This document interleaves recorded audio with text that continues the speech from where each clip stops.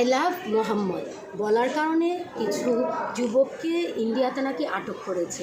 আপনি I love Mohammad বলার কারণে তাদেরকে জেলখানায় বন্দি করেছেন। তাদের হাত কাটবেন, আমাদের পা কাটবেন, আমাদের জিহ্বা কাটবেন, কিন্তু আমাদের অন্তর কী করবেন? আমরা মরে গেলেও আই লাভ মোহাম্মদ বলবো।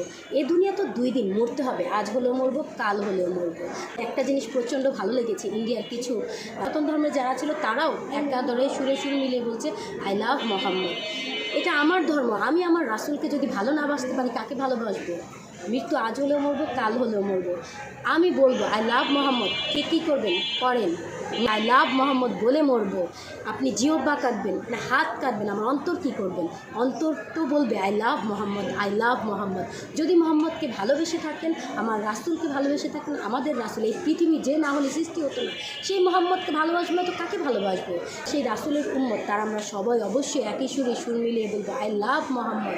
যে যে ভালোবাসেন আমার রাসূলকে অবশ্যই কমেন্টে বলে যাবেন আই লাভ মোহাম্মদ। পুরো বিশ্বকে দেখিয়ে দিন যে মোহাম্মদের উম্মত আমরা সুন্নি মুসলিম, আমরা কোনো দিকে কম নয়। আমাদেরকে বাঁধতে পারবেন, আমাদের জেলখানা আটক করতে পারবেন, আমাদের ফাঁসি দিতে পারবেন, সর্বোচ্চ এর বেশি কিছু করতে পারবেন না। মরবো, মরে আল্লাহর কাছে যাব, সেখানে রাসূলের সাথে দেখা করতে পারবো, সাক্ষাৎ করতে পারবো, বলতে পারবো হে রাসূল আপনার উম্মত, আপনার বান্দী, আই লাভ মোহাম্মদ। সবাই বলে যাবেন আই লাভ মোহাম্মদ কমেন্টে প্লিজ।